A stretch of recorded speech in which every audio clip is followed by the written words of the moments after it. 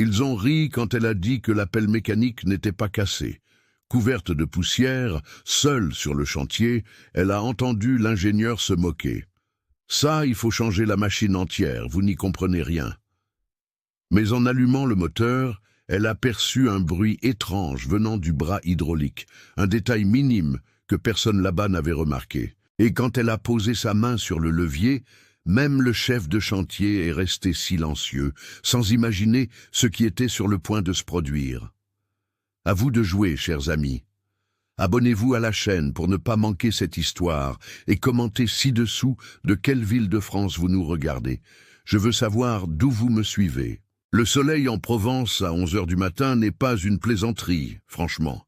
C'est le genre de soleil qui fait fondre l'asphalte, qui crée des mirages sur la route, qui transforme l'intérieur de n'importe quelle voiture en four. Et voici Élodie Noyer, 26 ans, au volant de sa Toyota Hilux 2010 sur la D974, avec la climatisation luttant bravement contre la chaleur écrasante, tandis qu'elle accélère en direction du chantier routier qui est en cours de dédoublement entre Valence et la frontière suisse.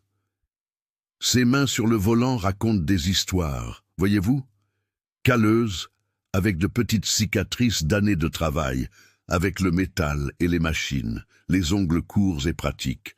Pendant qu'elle conduit, Élodie passe en revue mentalement tout ce qu'elle sait sur la Caterpillar 950H, la géante jaune, qui selon l'appel téléphonique urgent qu'elle a reçu hier soir, est à l'arrêt depuis 5 jours avec une panne critique non diagnostiquée. 5 mécaniciens spécialisés ont déjà essayé. 5 mécaniciens certifiés par Caterpillar n'ont pas réussi à découvrir le problème, mais Élodie n'est pas nerveuse. Vous savez pourquoi ? Parce que depuis l'âge de 12 ans, elle a appris que les machines parlent. Elle raconte leurs secrets à ceux qui savent écouter. Et celui qui lui a appris cela était son grand-père maternel, Monsieur Raymond Noyer. Un homme qui a passé 40 ans à opérer des machines lourdes pour la construction de la rocade du Massif central, ce gigantesque projet qui a traversé le Massif central il y a des décennies. Laissez-moi vous raconter comment cela s'est passé quand Élodie avait 12 ans. Son grand-père Raymond emmenait sa petite fille au hangar, où il rangeait ses outils après le travail. Là, avec la patience de celui qui aime enseigner, il lui montrait chaque vis, chaque système hydraulique, chaque secret de ces géantes de métal. « Élodie, ma petite fille », disait-il avec cette voix grave et douce. « Le bruit d'une machine est comme le battement d'un cœur. Apprends à écouter, et elle te racontera tout. » Et Élodie a appris. Mon Dieu, comme elle a appris. Mais la vie, vous le savez, n'est pas toujours tendre avec nous. Quand Élodie avait 18 ans et était sur le point de réaliser son rêve d'étudier l'ingénierie mécanique à Lyon, son grand-père Raymond a eu un accident vasculaire cérébral. À 73 ans, cet homme fort comme un taureau fut terrassé par un AVC qui laissa son côté gauche partiellement paralysé et sa parole altérée. Soudain, l'homme qui subvenait aux besoins de la famille ne pouvait plus travailler. Élodie n'a pas hésité un instant. Elle a rangé ses livres d'ingénierie, a pris les outils de son grand-père et a transformé le hangar abandonné de la ferme familiale en un atelier à 18 ans. Imaginez, 18 ans.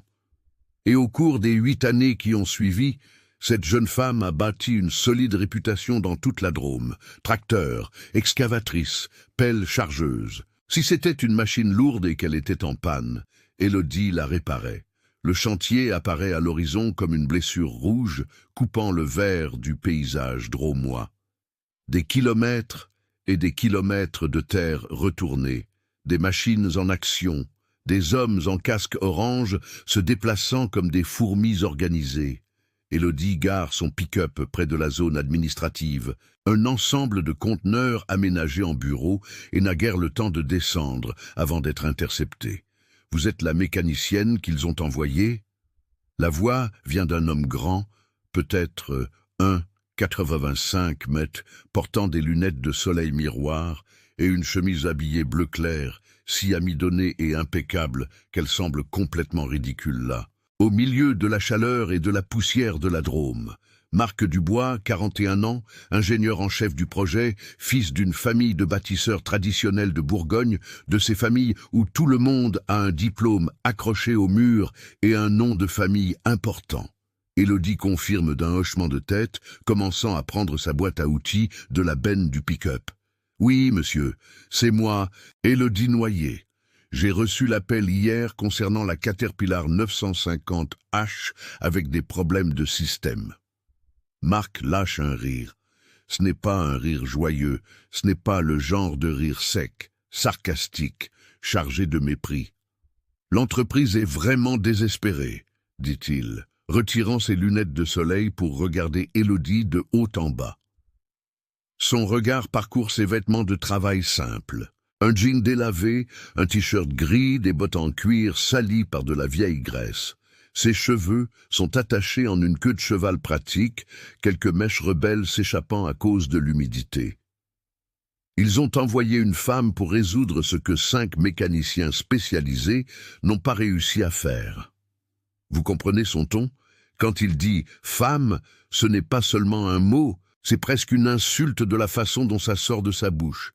Marc pointe du doigt au loin, où une immense machine jaune est arrêtée comme un dinosaure endormi à environ 200 mètres de distance. La Caterpillar 950H, 200 000 € de métal et de technologie, complètement inutile. Si elle ne fonctionne pas, cette machine vaut 1200 000 € et elle est à l'arrêt depuis 5 jours. 5 jours, sa voix s'élève. Nous perdons 150 000 € par jour de retard sur le calendrier, 150 000 €. Et la solution que l'entreprise m'envoie, c'est vous. Élodie respire profondément. Elle a déjà vécu cela, voyez-vous. Ce n'est pas la première fois qu'un homme la regarde et ne voit qu'une jeune femme en vêtements simples, sans voir la compétence, sans voir les 8 années d'expérience, sans voir le savoir qui coule dans ses veines comme de l'huile hydraulique. Monsieur Dubois. Elle garde la voix calme, professionnelle. Si vous me permettez d'examiner la machine, je peux identifier. Permettre? Marc la coupe d'un geste brusque de la main. Permettre? Maintenant, il est presque en train de hurler, et sa voix forte attire l'attention des ouvriers qui travaillent à proximité. Ils s'arrêtent, regardent, commencent à s'approcher lentement, curieux. Vous n'allez même pas vous approcher de cette pelle chargeuse. J'ai 3 diplômes d'ingénieur. 3. 2 d'entre eux d'université américaine. Vous avez bien entendu? D'université américaine. Et je ne vais pas laisser une. Il cherche le mot juste. Et le silence est cruel, tandis que ses yeux parcourent Élodie à nouveau, jugeant chaque centimètre d'elle. Une inexpérimentée mettre la main sur la machine la plus importante de ce chantier. À ce moment-là, mes chers amis, quelque chose change dans l'air. Les ouvriers qui ne faisaient qu'observer de loin commencent à s'approcher davantage. Marc perçoit le public grandissant. Et vous savez ce qui arrive quand les personnes arrogantes ont un public? Elles s'exhibent encore plus. Il prend le talkie-walkie accroché à sa ceinture. Attention, tous les superviseurs et opérateurs de machines, rendez-vous immédiatement à la zone administrative. Je répète, tous les superviseurs et opérateurs, zone administrative. Maintenant, sa voix résonne dans les haut-parleurs disséminés sur le chantier, dans 15 minutes, et Élodie reste là, immobile, tenant sa boîte à outils, sentant le poids des regards. Plus de 40 hommes forment un demi-cercle autour d'elle et de Marc. 40 témoins de ce qui est sur le point de se produire. Marc marche de long en large, comme un professeur donnant un cours, comme un procureur dans un tribunal. Son ton est condescendant, chaque mot dégoulinant de venin. « Messieurs, soyez très attentifs à ce que vous allez maintenant être témoins.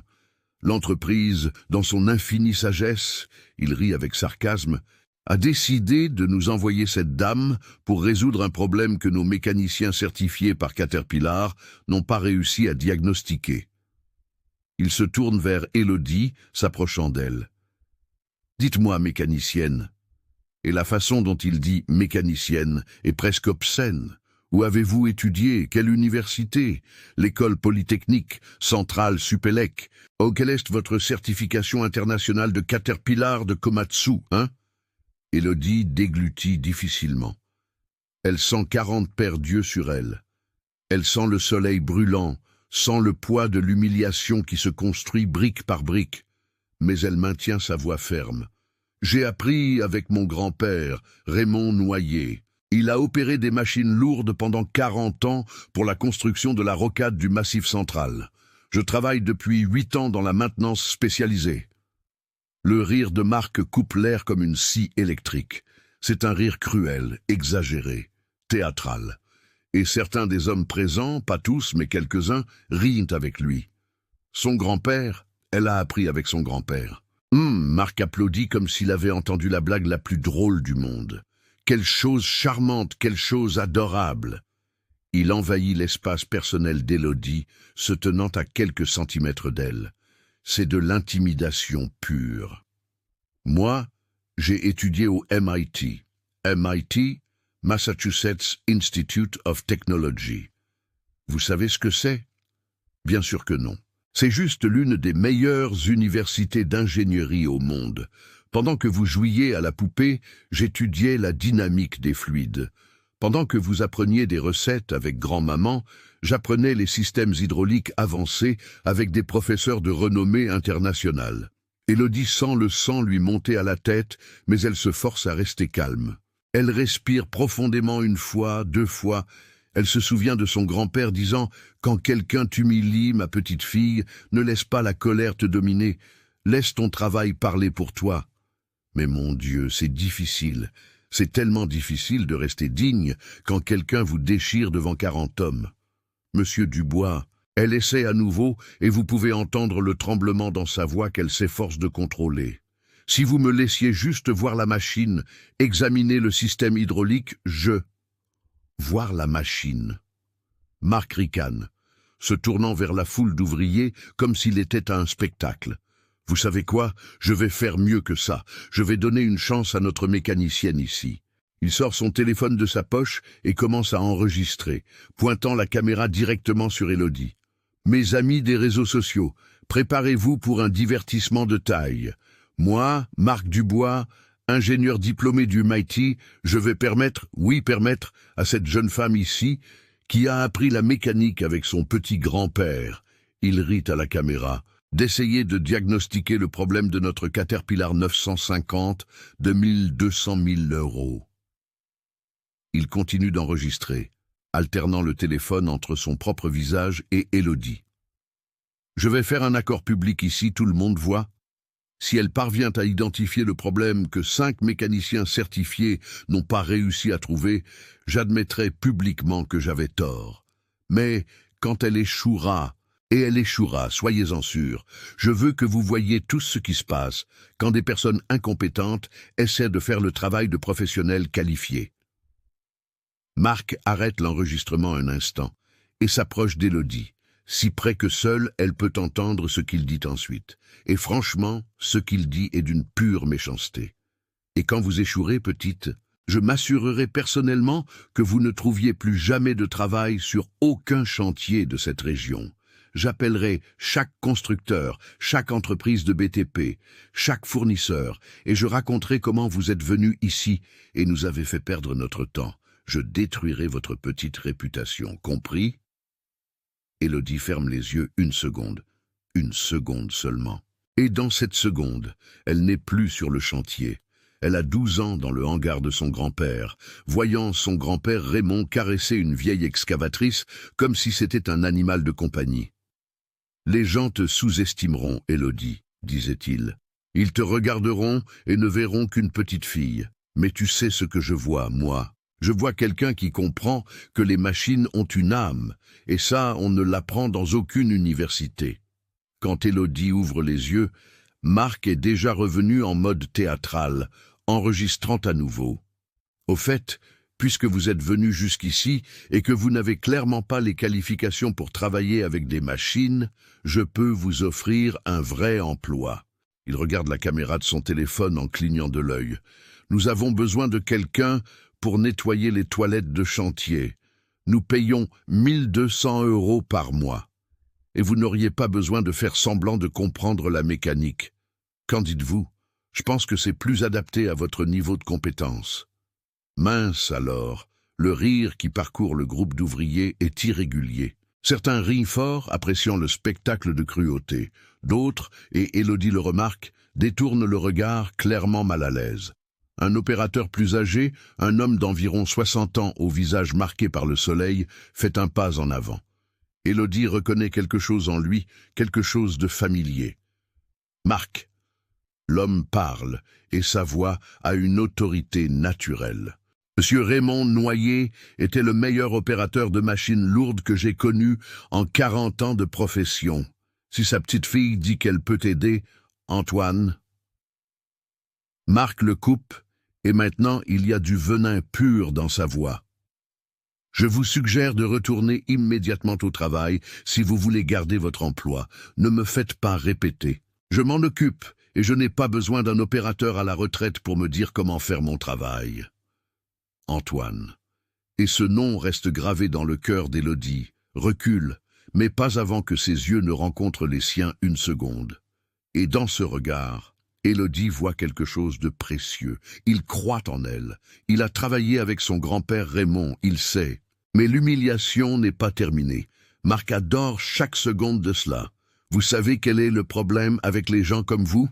Demande-t-il à Élodie, toujours en train d'enregistrer.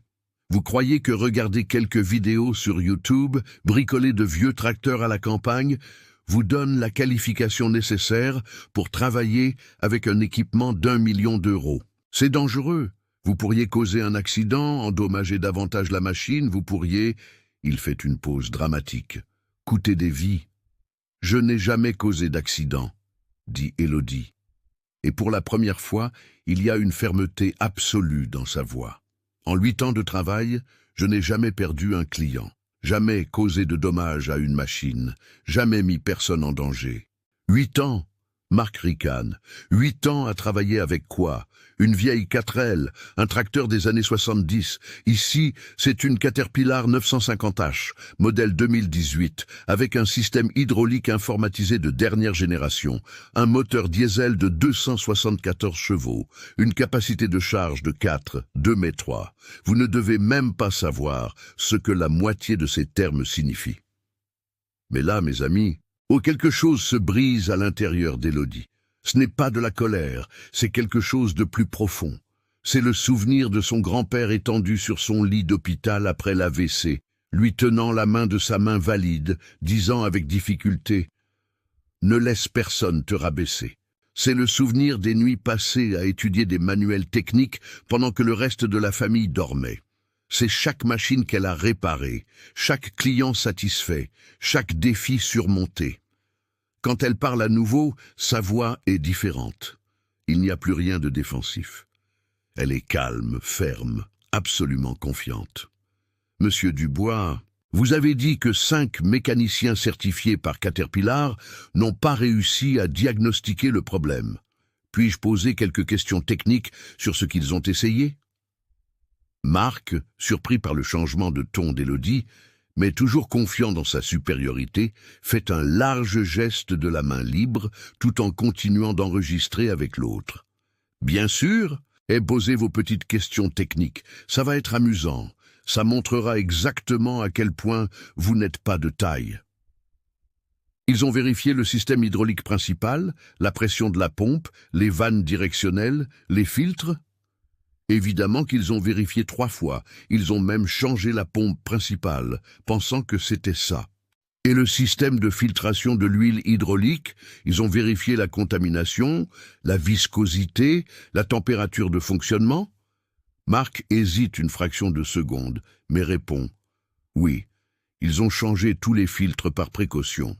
La pression du système était dans les paramètres spécifiés par Caterpillar entre 2903 et 3200 PSI pour une 950H avec système de levage en fonctionnement normal. » Et là, mes amis, vous le voyez, Marc hésite un peu plus cette fois. Oui, je crois que c'était dans les paramètres, je crois. Élodie fait un pas en avant, petit, mais significatif. Vous n'êtes pas sûr, parce que si la pression fluctuait même dans la plage acceptable, cela indiquerait une perte progressive à un certain point du circuit hydraulique. Cela a été vérifié, répond Marc, et maintenant il y a une touche de défensive dans sa voix.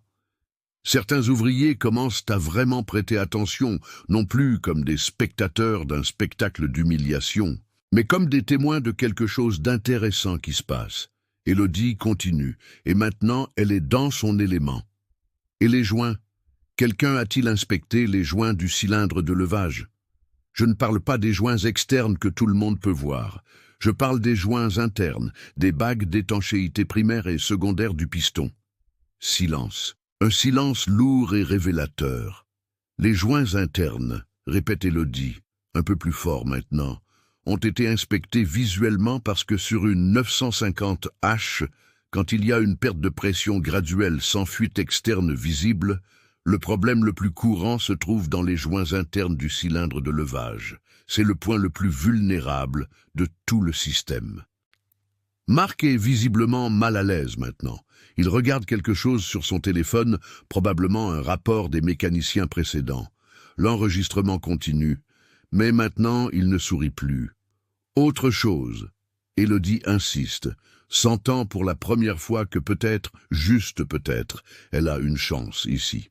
Les codes d'erreur affichés sur le panneau de diagnostic étaient Eudun 450 et Eudun 452, correct? Marc vérifie sur la tablette qu'un assistant lui apporte. Son visage pâlit visiblement. Comment savez-vous cela? Ces codes ne sont pas de notoriété publique. Si, monsieur Dubois, ils se trouvent dans le manuel technique de Caterpillar, section diagnostic avancé, page 247 de l'édition 2018. Et ces deux codes spécifiques, lorsqu'ils apparaissent simultanément, indiquent l'une des trois possibilités. Élodie lève 3 doigts.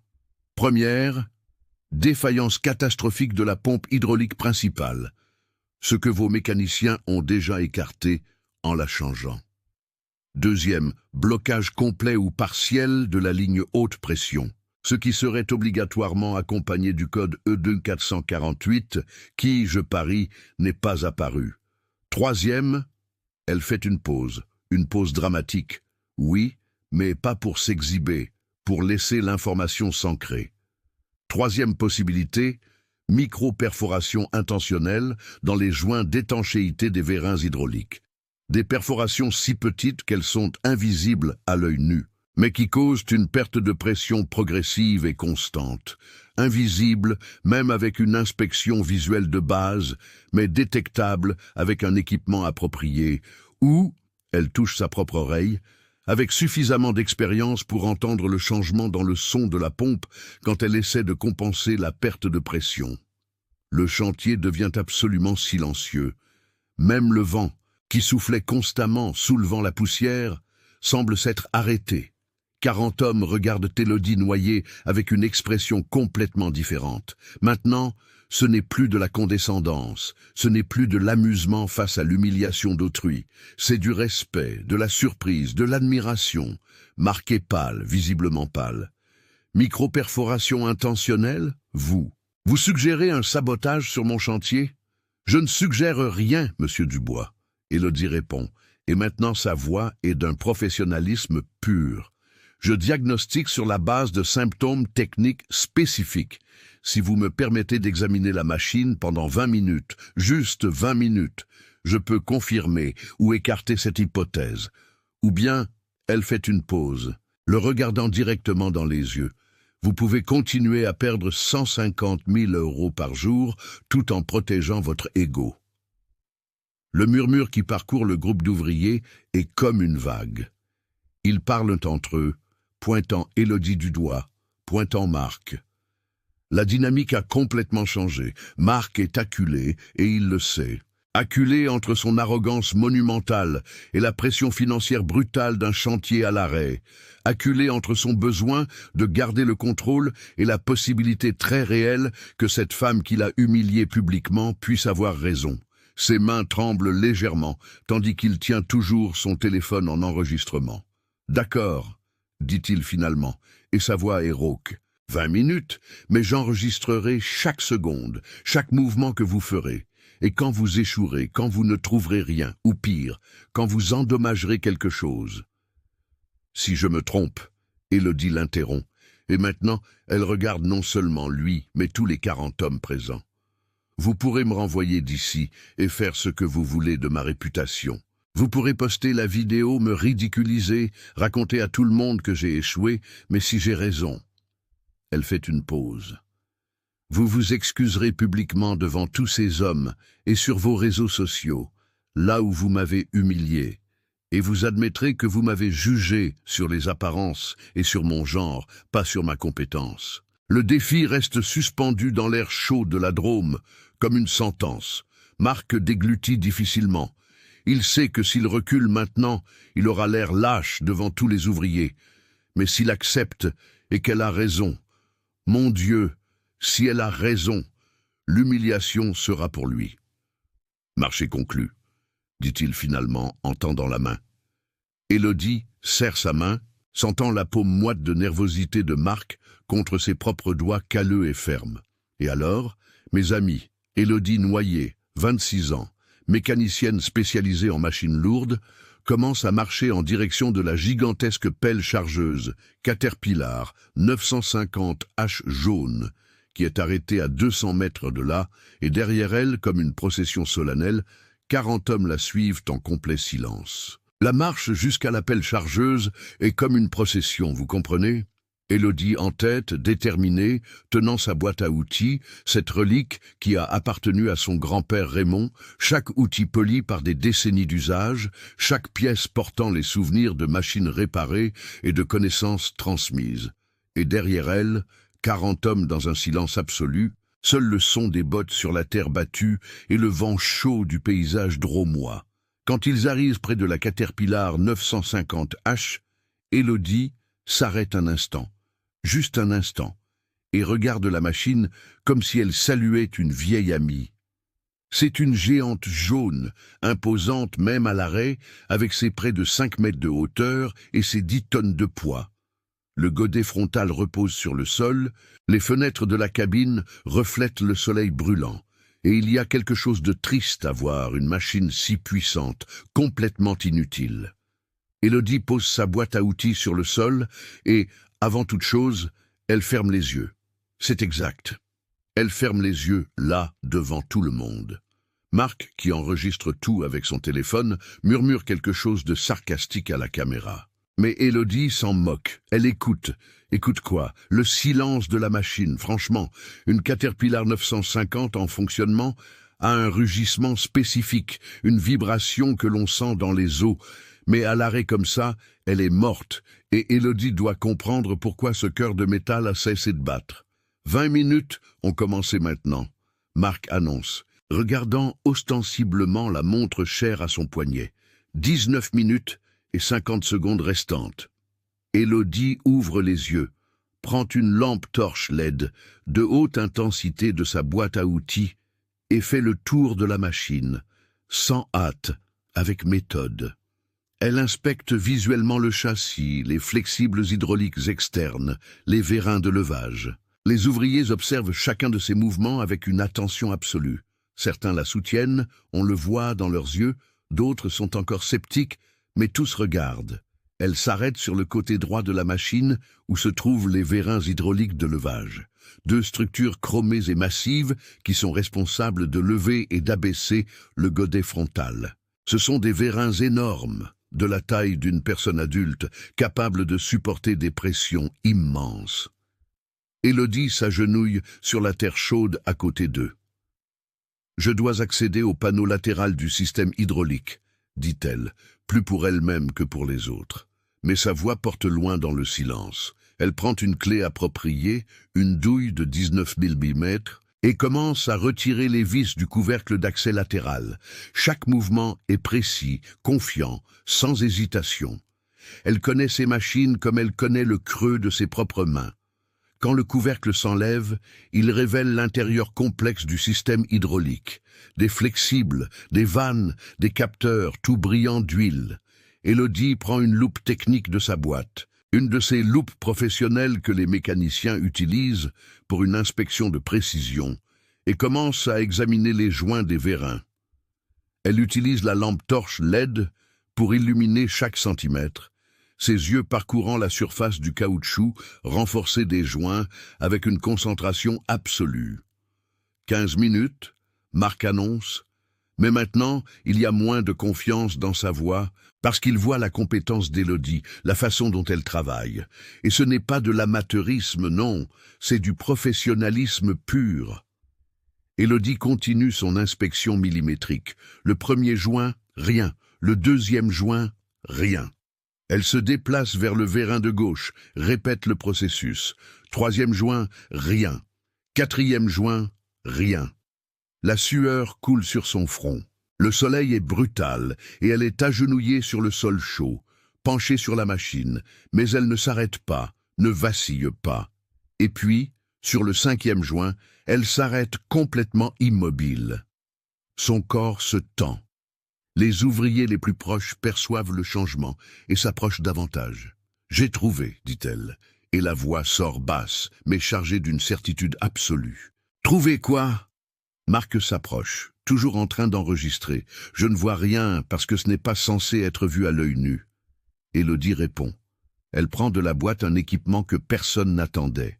Une caméra d'inspection endoscopique, de celles que les médecins utilisent, mais adaptée à la mécanique, connectée à une tablette. C'est un équipement cher, professionnel, le genre de choses que seul quelqu'un de vraiment sérieux dans son travail posséderait. Elle connecte la caméra, ajuste les paramètres d'agrandissement et insère la pointe à l'endroit exact du joint qu'elle examinait avec la loupe. Sur l'écran de la tablette, agrandi 20 fois, l'image apparaît. Et franchement, mon Dieu, elle avait raison. 3 perforations minuscules, si petites qu'elles ressemblent à de simples imperfections du matériau, mais à l'agrandissement. On peut les voir clairement. Ce sont des trous parfaitement circulaires, faits avec quelque chose de pointu et de précis. Et le motif des perforations n'est pas aléatoire. Elles sont stratégiquement positionnées là où elles causeraient le maximum de perte de pression avec le minimum de preuves. Élodie tourne la tablette pour que tous puissent voir. D'abord les ouvriers les plus proches, puis délibérément vers Marc et la caméra de son téléphone. Ici, elle pointe l'écran. Ici et ici. 3 micro-perforations, pas plus grandes que 0,5 mm de diamètre chacune, faites avec une aiguille industrielle de précision, probablement une aiguille de calibre 25 ou 26. L'emplacement est absolument intentionnel. Elle augmente encore l'agrandissement et les détails deviennent sans équivoque. Voyez le bord des trous, complètement lisse, sans déchirure ni irrégularité, ce qui indiquerait une usure naturelle. Ces trous ont été faits délibérément et par quelqu'un qui connaît très bien le système hydraulique de la Caterpillar. Élodie se lève, s'essuyant les mains sur un chiffon. Elle regarde Marc directement.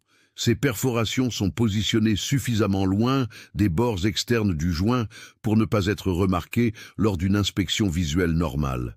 Mais elles sont parfaitement situées pour provoquer une fuite interne lorsque le système est sous charge. Autrement dit, lorsque la pelle soulève du poids, l'huile hydraulique fuit en interne, la pression chute progressivement et les codes d'erreur E2N450 et E2N452 apparaissent parce que le système détecte la perte de pression, mais ne parvient pas à localiser la source. Le silence qui tombe sur le chantier est absolu. Ce n'est pas seulement un silence d'admiration, c'est un silence de choc. Parce que tous là-bas viennent de comprendre 3 choses simultanément. Premièrement, qu'Élodie avait complètement raison. Deuxièmement, qu'il y a eu sabotage sur le chantier. Troisièmement, que cette jeune femme, en vêtements simples qu'ils ont vu se faire humilier il y a 20 minutes, est une professionnelle exceptionnelle. Antoine, l'opérateur le plus âgé, est le premier à parler. « J'ai travaillé avec Monsieur Raymond pendant 15 ans, dit-il, et il y a de l'émotion dans sa voix. Et je vous jure que je vois le vieux Raymond travailler maintenant, la même compétence, le même œil, la même... » Il cherche le mot, la même âme pour comprendre les machines. Marc est blanc, complètement blanc. La main qui tient le téléphone tremble visiblement. « C'est impossible, » il balbutie. « Sabotage sur mon chantier? Qui ferait ça? Pourquoi ?» Élodie range la caméra endoscopique avec soin dans sa boîte. Cela, monsieur Dubois, est une question pour la police et pour le service de sécurité de votre chantier, pas pour moi. Mon travail est de diagnostiquer et de réparer. Et maintenant que j'ai identifié le problème, j'aurai besoin de 3 heures, et pas 20 minutes. Elle fait une pause en regardant la machine, parce que je ne peux pas simplement remplacer ces 3 joints endommagés. Je dois remplacer tous les joints primaires et secondaires des 2 vérins de levage pour m'assurer qu'il n'y ait pas d'autre sabotage que je n'ai pas encore détecté. Je dois faire une analyse complète de l'huile hydraulique à la recherche de contaminants ou de particules métalliques qui indiqueraient d'autres dommages. Je dois recalibrer les capteurs de pression et je dois effectuer une batterie complète de tests de charge avant de remettre la machine en service. Elle se tourne vers Marc et maintenant il y a quelque chose de différent dans ses yeux. Ce n'est pas de la colère, ce n'est pas de la vengeance, c'est une dignité pure. Avec votre permission, bien sûr, monsieur Dubois. Mais avant que Marc ne puisse répondre, avant qu'il ne puisse dire quoi que ce soit, on entend le son d'un véhicule s'approchant à grande vitesse. Une camionnette noire, rutilante, manifestement chère, entre sur le chantier soulevant un énorme nuage de poussière rouge. Le véhicule freine brusquement près du groupe et 2 hommes en costume en descendent. Un costume, franchement, un costume complet dans la chaleur de la Drôme.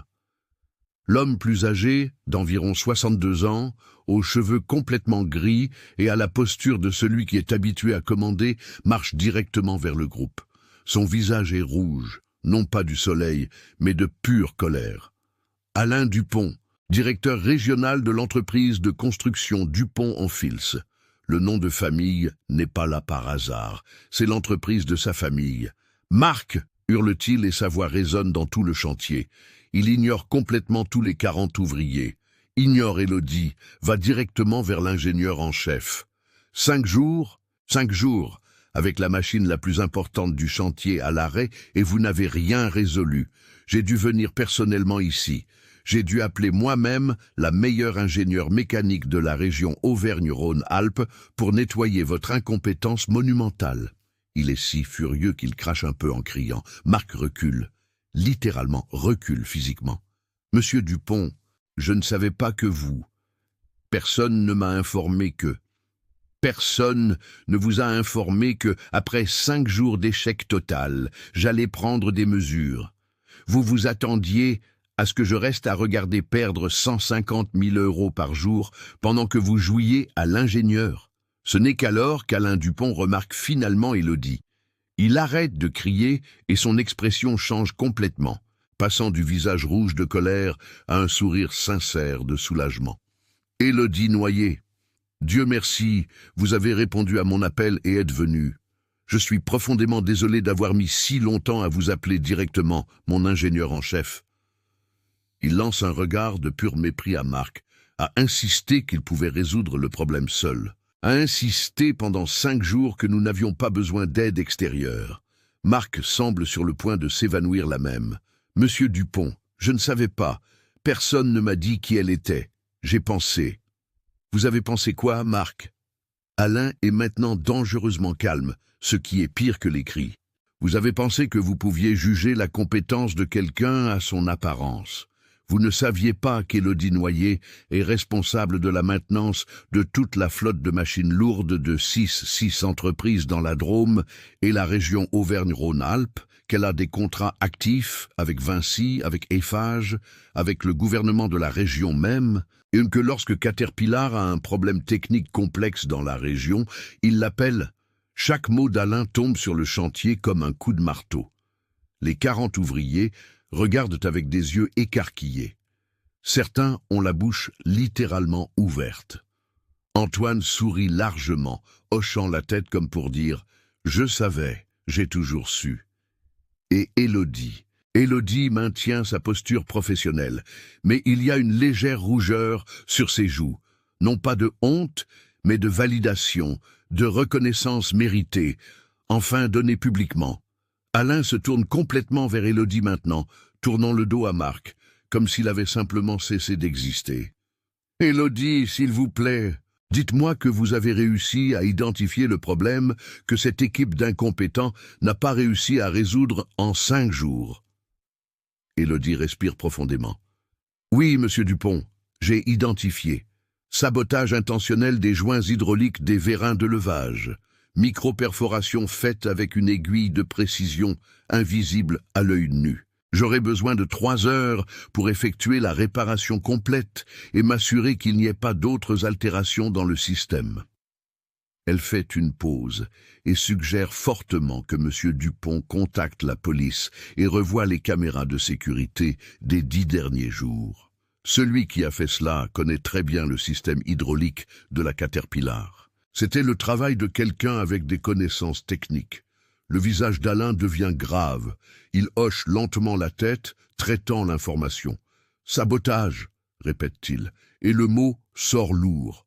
« Très bien, faites ce que vous devez faire, Élodie. Vous avez carte blanche, vous avez besoin de pièces, d'outils, d'assistants, n'importe quoi vous demandez. » Il se tourne à nouveau vers Marc. Et franchement, la façon dont il regarde l'ingénieur en chef est déchirante. Ce n'est plus de la colère, c'est de la déception. Une déception profonde. Monsieur Marc Dubois, dans mon bureau demain à 8 heures précises, et vous pouvez apporter votre lettre de démission préparée, parce qu'après cette démonstration publique d'incompétence technique et pire encore, un manque total de professionnalisme et de respect, vous êtes suspendu de toutes vos fonctions jusqu'à nouvel ordre. Marc tremble, littéralement tremble. Ses jambes semblent sur le point de céder à tout moment. « Monsieur Dupont, s'il vous plaît, je peux expliquer. Je ne savais pas qu'elle était... » « Vous ne saviez pas qu'elle était quoi, Marc ? Compétente, qualifiée. Vous aviez besoin de savoir qui elle était pour la traiter avec un respect élémentaire, pour ne pas l'humilier publiquement devant 40 employés ? Alain pointe du doigt le téléphone que Marc tient encore, oublié dans sa main. Et vous avez même tout enregistré, posté sur les réseaux sociaux. Mon Dieu, Marc, avez-vous une idée du procès pour harcèlement moral qui pourrait nous tomber dessus ?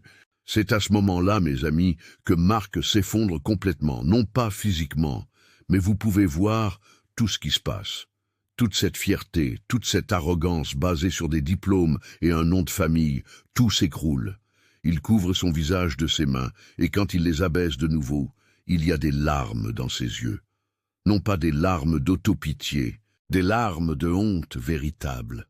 Il se tourne vers Élodie, et la marche de 3 mètres jusqu'à elle semble une éternité. Les ouvriers font de la place. Personne ne parle, personne n'ose briser ce moment. Élodie, sa voix sort, rauque, brisée. Je n'ai pas de mots pour exprimer à quel point je suis désolé. Ce que j'ai fait, c'était... Il cherche les mots justes. C'était impardonnable. Je vous ai jugé, humilié, manqué de respect de la pire façon possible. Et pourquoi ? Il rit. Mais c'est un rire amer, sans humour. Parce que vous n'aviez pas les diplômes que j'ai ? Parce que vous avez appris avec votre grand-père au lieu d'une université américaine ? Parce que vous êtes une femme travaillant dans une profession que des hommes comme moi pensent être la nôtre seulement. Élodie l'observe en silence, le laissant parler, et Marc continue, les mots sortant comme une confession. J'ai passé toute ma vie à être Marc Dubois, fils d'un grand constructeur. J'ai étudié dans les meilleures écoles. J'ai 3 diplômes accrochés au mur de mon bureau. Et savez-vous ce que j'ai découvert aujourd'hui ? Que je ne sais rien, rien de vrai. Je connais la théorie.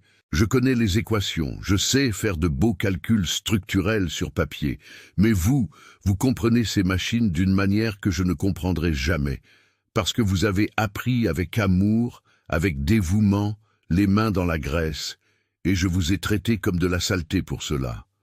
Un des ouvriers, non pas Antoine, un autre plus jeune murmure « Mince alors !» très doucement, mais dans le silence général, tout le monde entend. Parce que ce qui se passe ici est rare, trop rare. Un homme de pouvoir reconnaissant publiquement qu'il avait tort, qu'il était cruel, qu'il doit changer. Cela n'arrive pas tous les jours. Marc s'essuie les yeux avec le dos de sa main. Vous m'avez donné une leçon qu'aucune université n'aurait pu donner. Vous m'avez montré que les titres sans humilité ne sont que du papier au mur. Vous m'avez montré que la connaissance vient de nombreuses sources. Et vous m'avez montré, il déglutit difficilement, que j'ai beaucoup à apprendre sur la façon d'être un être humain décent. Élodie parle finalement, et sa voix est ferme, mais non cruelle. Monsieur Dubois, vous n'êtes pas un homme méchant. Aujourd'hui, vous avez été un homme arrogant. Et il y a une énorme différence entre ces deux choses. La méchanceté est intrinsèque. L'arrogance peut être guérie. La question est, voulez-vous vraiment apprendre? Ou est-ce juste une performance parce que votre chef est présent? La question coupe comme un scalpel. Marc se recroqueville visiblement, mais ne détourne pas le regard. « Je veux apprendre », dit-il, et il y a une sincérité pure dans sa voix. « J'ai besoin d'apprendre, parce que si je continue à être la personne que j'ai été aujourd'hui, je ne mérite pas d'être dans cette profession. Je ne mérite pas de travailler avec des personnes dévouées comme vous. Je ne mérite rien. » Élodie tend la main. Cette main calleuse, tachée de vieille graisse, avec de petites cicatrices d'années de travail. Marc regarde sa main une seconde, puis la serre. La poignée est ferme, et à ce contact, quelque chose passe entre eux. Ce n'est pas de l'amitié, pas encore, mais c'est le début de quelque chose, du respect peut-être, ou la possibilité de... À propos de cette vidéo que vous avez enregistrée pour m'humilier, dit Élodie, en lâchant sa main, vous avez promis des excuses publiques. Si j'avais raison, il est temps de tenir votre promesse. Marc acquiesce immédiatement. Il prend son téléphone avec des mains qui tremblent encore un peu et, là, devant tout le monde, il enregistre une vidéo de 5 minutes. Ce n'est pas une excuse tiède, non, c'est dévastateur dans son honnêteté. Il admet chaque erreur, chaque mot cruel, chaque seconde d'humiliation qu'il a infligée. Il loue la compétence extraordinaire d'Élodie, reconnaît ses propres préjugés et termine en disant quelque chose que personne n'attendait. Si vous êtes jeune, si vous êtes une femme, si vous n'avez pas de diplôme, mais que vous avez un vrai savoir, ne laissez pas des personnes comme moi vous faire sentir petite, car aujourd'hui j'ai appris que le vrai savoir ne vient pas d'où vous avez étudié, mais de l'engagement que vous mettez dans ce que vous faites. Il poste la vidéo sur tous ses réseaux sociaux, Instagram, Facebook, LinkedIn, partout où il a des abonnés. Et ils sont nombreux car Marc Dubois était connu dans le milieu du BTP. En quelques minutes, les notifications commencent. Commentaires, une partage, la vidéo se propage. Alain Dupont observe le tout avec une expression impénétrable. Quand Marc a terminé, le directeur régional parle. « Cela ne change rien au fait que vous êtes suspendu, Marc, mais cela change le fait que peut-être, juste peut-être, il y a encore de l'espoir pour vous. Maintenant, sortez de ma vue et laissez la professionnelle travailler. » Marc s'éloigne, mais avant, il regarde Élodie une dernière fois. « Merci », dit-il, et ce n'est pas du sarcasme, c'est une gratitude sincère pour cette leçon. J'en avais besoin. Les 3 heures suivantes sont un pur spectacle technique. Élodie travaille avec une précision chirurgicale, et plusieurs ouvriers se portent volontaires pour l'aider. Elle transforme la réparation en une leçon pratique, expliquant chaque étape, chaque procédure. Antoine travaille à ses côtés comme assistant principal, et le vieil opérateur a les larmes de fierté aux yeux à plusieurs reprises. Quand finalement, la Caterpillar 950H rugit de nouveau, parfaite et saine, la petite foule qui était restée observer éclate en applaudissements, et Élodie, en sueur et couverte de graisse de la tête aux pieds, sourit, parce qu'au final, c'est ce qui compte. Le travail bien fait, la machine qui fonctionne, la dignité préservée. 10 mois plus tard, mes chers amis, le chantier de la D974 est méconnaissable. La route a avancé de plusieurs kilomètres. Le calendrier non seulement a été rattrapé, mais il est en avance, et il y a une énergie complètement différente dans l'air. Des machines qui fonctionnent parfaitement, des équipes qui travaillent en harmonie. Et au centre de tout, dans un bureau moderne de conteneurs climatisés, se trouve Élodie Noyer. Mais ce n'est plus l'Élodie d'il y a 10 mois. C'est-à-dire que c'est la même personne. Elle porte toujours les mêmes vêtements de travail pratiques. Elle a toujours ses mains calleuses. Elle garde toujours la même humilité authentique. Mais maintenant, sur la porte du bureau, il y a une plaque. Coordinatrice de maintenance de flotte, région Auvergne-Rhône-Alpes, Élodie Noyer. Et franchement, elle mérite chaque lettre de ce titre. Le petit atelier dans le hangar de la ferme de son grand-père s'est transformé avec le contrat substantiel de l'entreprise de construction Dupont & Fils et 3 autres contrats qui sont venus ensuite parce que cette vidéo de Marc est devenue virale d'une manière inattendue, générant des discussions nationales sur le respect et la compétence.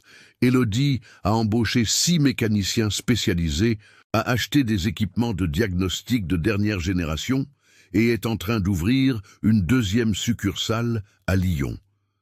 Son grand-père Raymond, malgré les séquelles de l'AVC, visite l'atelier 3 fois par semaine. La famille a adapté une camionnette avec des commandes spéciales pour qu'il puisse conduire d'une seule main car le vieux têtu refusait de rester à la maison. Il s'assied sur une chaise confortable qu'Élodie a placée spécialement pour lui et conseille les jeunes mécaniciens. « Ce bruit n'est pas normal », dit-il lentement, désignant le moteur d'une excavatrice. Et invariablement, il a raison. Son visage brille de fierté chaque fois qu'il voit sa petite fille travailler. La porte du bureau s'ouvre et Marc Dubois entre. Mais vous ne reconnaîtriez pas le Marc d'il y a 10 mois. Ce Marc porte une combinaison de travail avec le logo de Dupont & Fils, des bottes avec des marques d'usage réel et ses mains qui ne connaissaient que le clavier d'ordinateur, ont maintenant des cales. De vraies cales, à force de tenir des outils, de travailler parce qu'Alain Dupont, après ce jour terrible, a offert à Marc un choix. Être renvoyé avec une tâche permanente sur sa carrière ou recommencer. Non pas comme ingénieur en chef, mais comme assistant technique, apprenant sur le terrain, à partir de 0, tout ce que ses 3 diplômes n'avaient pas enseigné. Marc, à la surprise de beaucoup, a choisi la 2e option. « Élodie », dit-il. Et il y a un respect sincère dans sa voix, ce genre de respect qui ne se simule pas, qui vient d'une reconnaissance véritable. J'ai terminé l'inspection complète des 5 excavatrices du secteur nord. J'ai trouvé un problème potentiel dans le système de rotation du numéro 7. Les roulements commencent à montrer une usure irrégulière. Puis-je avoir votre avis sur les données avant de faire le rapport, Élodie? Élodie lève les yeux des rapports qu'elle révisait et sourit. Ce n'est pas un sourire de supériorité. C'est un sourire de professeur qui voit un élève progresser. Bien sûr, Marc. Montrez-moi ce que vous avez trouvé. Ils travaillent ensemble pendant 40 minutes, révisant les données de vibration, les modèles d'usure, les températures de fonctionnement. Marc pose des questions intelligentes, sincèrement intéressées à apprendre. Élodie enseigne, patiente mais exigeante, ne facilitant jamais rien mais toujours respectueuse. La dynamique entre eux a complètement changé. Ce ne sont pas des amis exactement. Certaines blessures prennent trop de temps à cicatriser complètement, mais il y a un respect mutuel et, plus important, un véritable apprentissage se produit. L'après-midi, pendant la pause, ils sont assis à l'ombre d'une des gigantesques pelles chargeuses. Ironiquement, la même Caterpillar 950H qui était à l'arrêt il y a 10 mois. La machine fonctionne parfaitement maintenant, sans un seul jour d'arrêt depuis qu'Élodie l'a réparée. « Vous savez, » dit Marc, regardant la machine comme si c'était un monument. « Je me lève tous les jours et je ressens encore de la honte, de la façon dont je vous ai traité ce premier jour. Mais cette honte, elle m'a transformé, m'a fait remettre en question tout ce que je pensais savoir sur moi-même. » Il boit une gorgée d'eau glacée. « Mon père a bâti un empire de construction civile. Il m'a élevé en me faisant croire que les diplômes étaient tout, et que l'éducation formelle était le seul chemin, que les personnes sans certificat d'université américaine étaient inférieures. » Il secoue la tête. « Il vous a fallu 3 heures de travail impeccable et une dose brutale d'humilité pour me faire réaliser que mon père avait tort, et que j'ai passé 41 ans à être un idiot arrogant. Élodie observe l'horizon où la D974 s'étend vers la frontière suisse. Une bande d'asphalte neuf reliant des communautés apportant du développement. Marc, dit-elle, et elle utilise son prénom maintenant, plus Monsieur Dubois. Ce qui compte, ce n'est pas qui vous étiez il y a 10 mois. Ce qui compte, c'est qui vous devenez maintenant. Vous apprenez vraiment, vous traitez les gens avec respect, vous grandissez en tant que professionnel et en tant que personne. C'est ce qui compte. Elle fait une pause pensive. Et savez-vous quoi? J'ai besoin de quelqu'un qui comprenne la théorie et la pratique. Vos connaissances en ingénierie, combinées à ce que vous apprenez ici sur le terrain, peuvent faire de vous un ingénieur exceptionnel, un vrai. Un qui comprend que les machines sont opérées et maintenues par des personnes, pas par des diplômes accrochés au mur. Marc la regarde avec une gratitude sincère. Merci, Élodie, de m'avoir donné une seconde chance alors que je ne la méritais absolument pas. De m'avoir appris que l'humilité n'est pas une faiblesse, de m'avoir montré que le vrai savoir vient du dévouement, et pas du nom de l'université sur le diplôme.